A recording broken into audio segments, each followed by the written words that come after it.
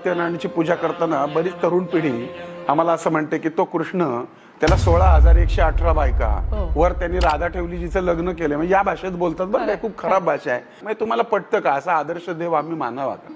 पण मुळामध्ये आम्हाला कृष्ण समजला नाही, आम्हाला गणपती समजला नाही, आम्हाला विष्णू समजला नाही, आम्हाला त्याचे अवतारच समजले नाही. तर 16,118 बायका म्हणजे काय हो? आता तुम्ही मेडिकल फील्डमध्ये आहात, आयुर्वेदामध्ये ज्या नाड्या आहेत त्या तेवढ्या सांगितल्या गेल्या आणि त्यातून एक रक्ताची धारा धारा धारा धारा राधा वाहते आणि त्या धारेला तो कृष्ण आकृष्ट होतो. कृष्ण म्हणजे हृदय आणि 16,118 म्हणजे नाड्या, राधा म्हणजे रक्ताची धारा. तो कृष्ण तुमच्यात पण आहे, तो कृष्ण माझ्यात पण आहे. मला सांगा, युगे 28 विटेवरी उभा करकटावरी ठेवून या. मग तो युगे 28 तो पलंगावर का उभा नाही, तो खुर्चीवर का उभा नाही, तो विटेवरच का उभा? कारण त्याच्यातनं हेच सांगितलंय की तुमच्या प्रत्येक घराच्या विटेवरती हा पांडुरंग उभा आहे.